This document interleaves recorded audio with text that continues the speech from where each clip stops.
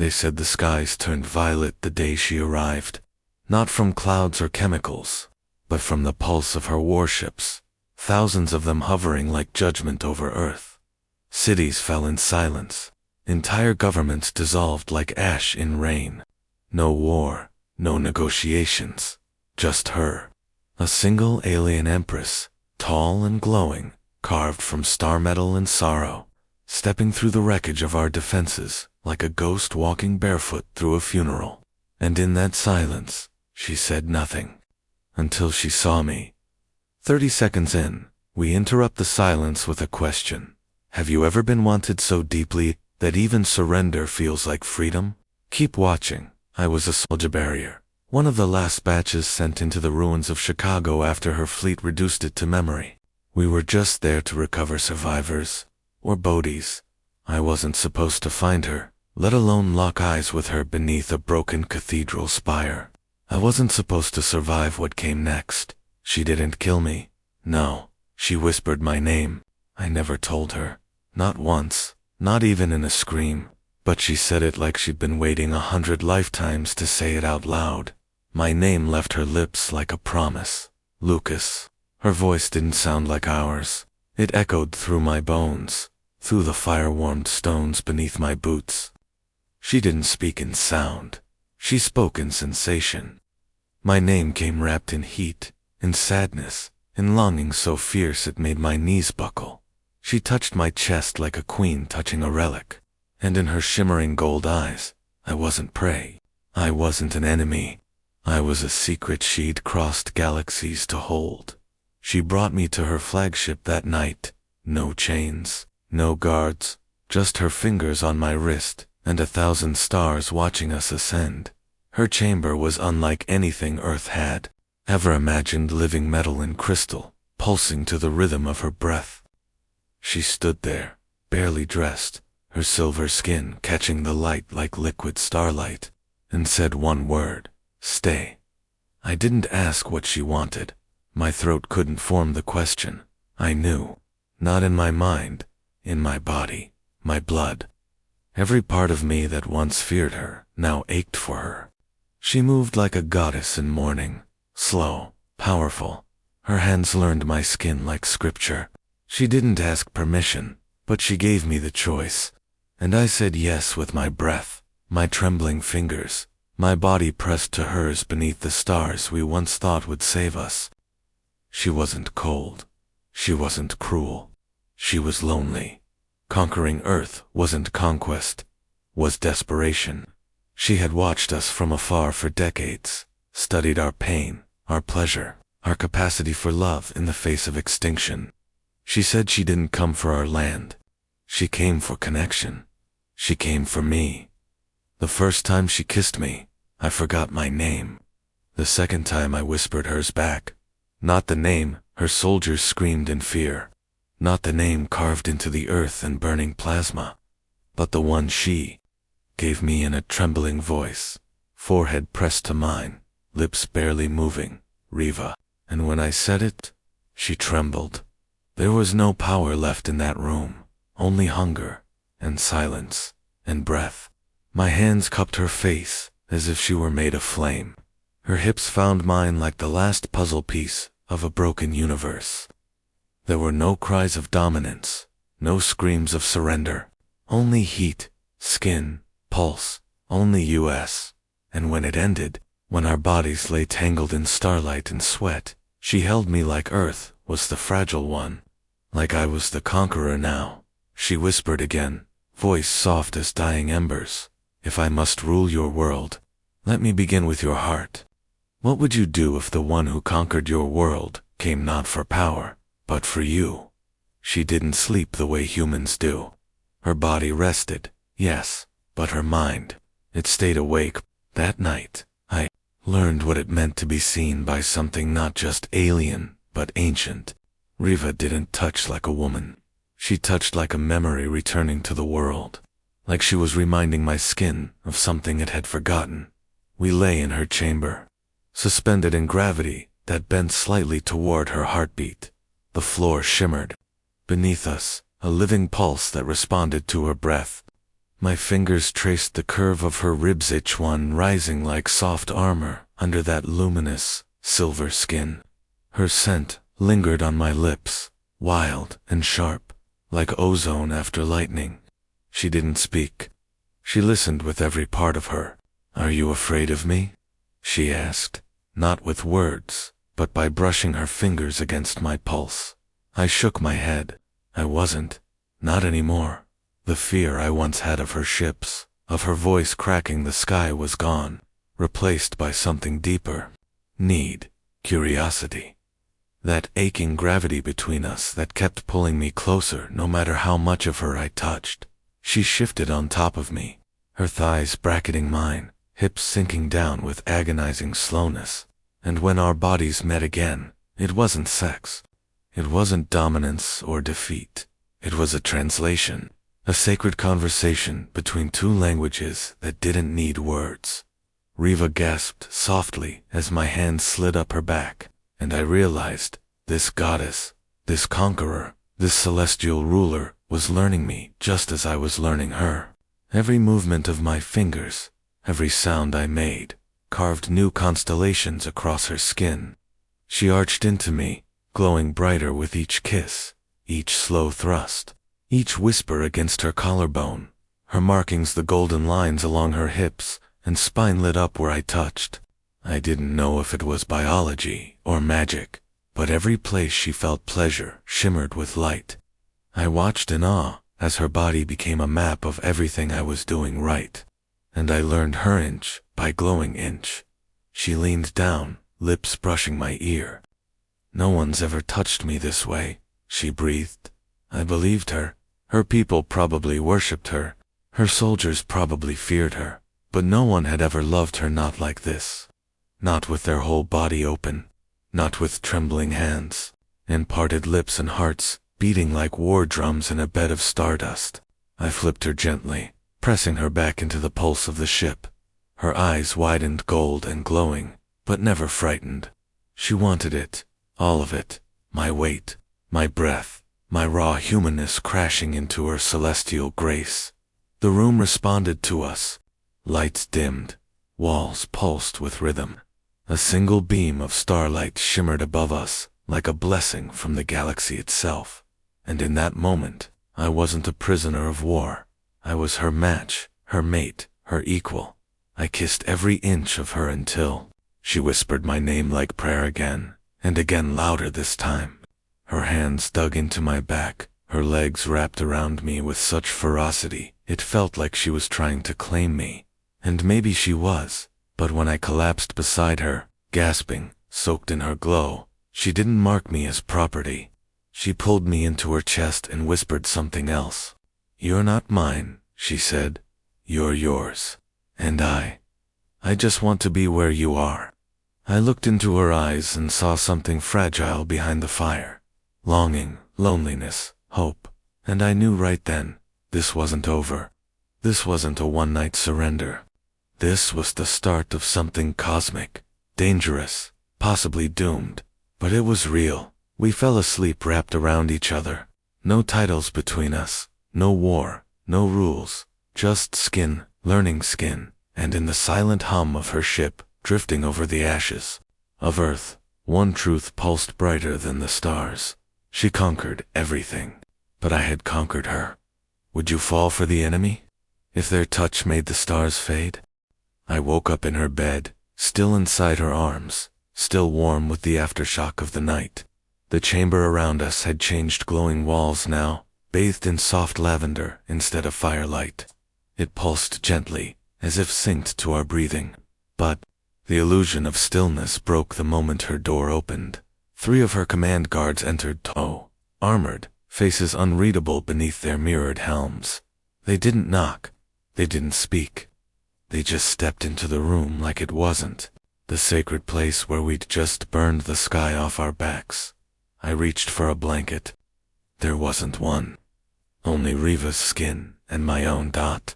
My body, every inch of it was still bare, slick with sleep and the faint trace of her scent. I sat up instinctively, but Riva didn't flinch. She didn't move to cover me, didn't push me away. She stayed as she was, naked, radiant, proud, with one hand on my thigh and the other holding my gaze. She wanted them to see. The guards lowered to one knee. "My empress," one said. His voice was hollow, mechanical. "We await your orders for Sector 3. The Terran remnants." She raised a hand. "Not now," she said, cool and commanding. Then her eyes drifted back to me, softening, like melting steel. "You came into my chamber without my permission. You interrupted." The guards didn't answer, because there was no defense. She leaned forward, her bare body brushing mine, and whispered in my ear, "They needed to see you, Lucas, not as a prisoner, as mine." Her lips pressed to my jaw, deliberate, intimate. I felt heat crawl up my spine, not shame, not fear, possession. I wasn't hers in chains, I was hers in choice, and now her entire command would know it.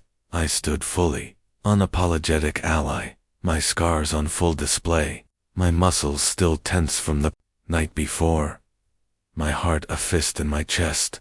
I met their gaze not in arrogance, but defiance. Let them see the human who made their empress moan.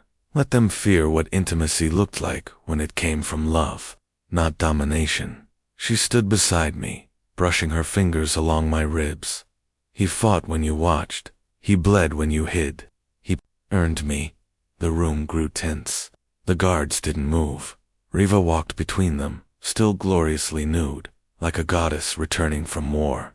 Her voice sliced through the silence. "Let it be known, the human Lucas is not a captive. He is my chosen, my consort. Any hand raised to him will be severed first by me, then by my army." A flick of her fingers. The guards bowed lower. She turned back to me, her voice suddenly silk again. "I don't want to hide you anymore." "You never did," I said, and she smiled. That was the moment it hit me. She hadn't conquered Earth to crush us. She had come because she couldn't be among her own anymore. They saw her as divine. I saw her as Riva, and that was more dangerous than war. She reached for a thin strand of glowing fabric, her version of royal robes. I stepped forward, took her hand, and whispered, "If I'm yours, then I won't stand behind you. I'll stand with you." She kissed me hard, and when we stepped out of her chamber, arm in arm, every soldier on that ship dropped to their knees. Not because of her, but because she chose me, a man born from a broken world, naked, bruised, defiant, and loved. What happens when the galaxy watches a goddess fall in love with a mortal? Asterisk, asterisk. It started with silence, not fear, not fury, but that heavy silence a throne room makes when something sacred is about to break. She brought me there with her, my hand in hers, bare feet, walking beside the empress of 1,000 worlds. Her court watched from the steps, a sea of silver armor and sharp stares. I should have felt small. I should have looked away, but her grip never loosened, and her people saw. Saw the man she touched like a secret. Saw the human she chose when she could have had galaxies. They didn't understand, not yet, but she was about to make them. Her throne rose in the center of the room, woven from light and stone, carved from the bones of extinct stars. It pulsed as she approached, welcoming her like a living thing. But she didn't sit. She turned, faced the sea of soldiers and sovereigns, their heads bowed in allegiance and confusion. Then she said it. "I will not rule from above you." Her voice cut like lightning, pure, absolute. The room shifted like tectonic plates beneath our feet. Her generals looked at each other. One of them barely concealed a scoff. She let them speak. "You risk centuries of order," one barked, "for a Terran with no lineage, no caste. He was your prisoner. He is not my prisoner." Her voice thundered. "He is my balance. My blood calls to him." I stepped closer, my hand still in hers. I felt the tremble beneath her skin, not from fear, from decision. Riva wasn't just making a speech. She was about to do the unthinkable. She reached up, unclasping the golden sigil around her neck, the symbol of her throne, of her bloodline. It pulsed once, then dimmed. A gasp rippled across the room. "I am still your empress," she said, turning in a slow circle. "But I will not reign by the laws of the dead. My rule will no longer be a monument to fear. It will be built from the choice to love, and if they don't choose him," someone whispered. She looked at me, then stepped back, letting go of my hand. She gave me the floor. I stood, bare-chested before 1,000 armored souls, and spoke with a voice I never knew I had. I didn't ask for this. I didn't ask to be spared, or touched, or loved, but I was. And now I stand here not as your enemy, but as hers. I looked up at Riva, the woman who could have ended Earth in an hour, and whispered, "You were a storm. Now you're mine." The crowd murmured. She stepped toward me, her palm pressed to my chest, over my heart. "I choose his name," she said, "over my throne, over tradition, over the silence of endless rule. I choose Lucas." The light above us fractured. A beam of white fire cracked from the ceiling and marked the floor around us in a circle of burning gold. The emblem of unity, something sacred, something forbidden. Two souls, bound not by law, but by choice. She knelt, the empress knelt, and offered me her crown. I didn't take it. I took her hand and pulled her to her feet. We kissed in front of them all. Not gentle, not hesitant, but full and bold and unashamed. Her armor peeled back like petals. My body pressed against hers like a vow. Her court watched it happen, and none dared speak. When it ended, she turned and said simply, "Tell the stars. Their queen now walks beside a man, and she loves him. Would you give up a crown? For the sound of one man's breath in the dark?" The galaxy didn't understand what love meant. Not yet. To them, love was weakness. A soft fracture in the armor of empire. A distraction from duty. But Riva rewrote that in one night, on a throne of starstone, wrapped in the arms of a human no one thought would survive the first wave. That night, in the heart of her ship orbiting Earth's remains, she didn't just surrender her crown, she offered me the galaxy. We stood in the center of the observatory dome, the stars burning round us in silent applause. Her skin glowed silver in the light of twin moons, bare, open, unshielded. I stood behind her, arms wrapped around her waist, breathing the rhythm of her body like it was the only language I had left. Below us, Earth, scorched in some places, healing in others. "We'll rebuild it," she said quietly, her cheek resting against mine. "Not as a trophy, as a home. Ours." I didn't answer with words. My fingers brushed her collarbone, following the constellations that shimmered across her skin whenever she felt safe, loved, touched. She turned in my arms, her golden eyes catching mine like a tide catching fire. "Do you know why I came for your world?" she asked. I shook my head. "Because your people still feel things. You still rage, still cry, still fall in love like the stars are listening. My kind, we stopped all that. We stopped being, and then you saw me." "No," she whispered. "I felt you." I kissed her then, slow and deep, until her knees nearly gave out, until her nails curled into my back, until the stars outside the glass dome seemed to pulse and sync with the beat of our bodies pressed together. That's when the galaxy responded.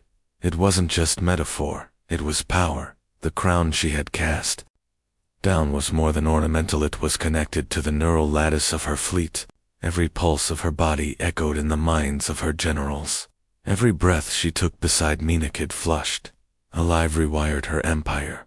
The ships stopped hovering. They descended slowly, gently returning to the surfaces of broken cities, not as conquerors, but as guests. Her people felt it. The shift, the surrender not of territory, but of isolation. Riva looked up as the sky shimmered gold across Earth's hemisphere. "They're bending," she whispered.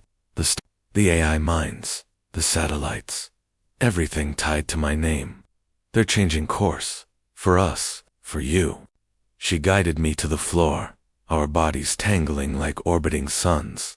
This time wasn't rough. It wasn't urgent. It was complete.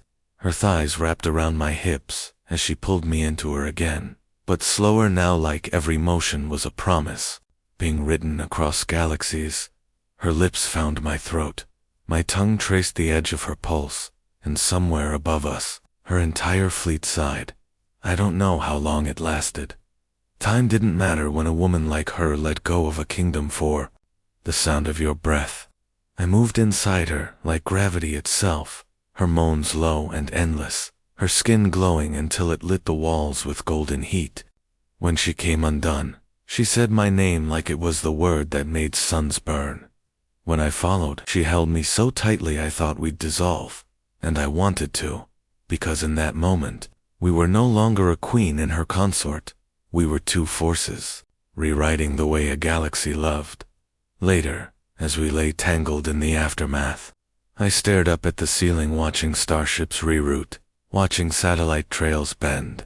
I felt her fingers against my chest, tracing the mark she'd left over my heart with her lips. You still think I conquered your world? She asked softly. I shook my head. No, I said. I think you were trying to save your own. She smiled, kissed my shoulder, and whispered, You saved me first. And with that, the night folded in around us. The galaxy exhaled, and for the first time since she arrived, Earth was silent, not in fear, but in awe. She conquered Earth without firing a shot, but it was love that conquered her. Subscribe for more human alien love stories, emotional sci-fi erotica, and HFY tales that bend galaxies.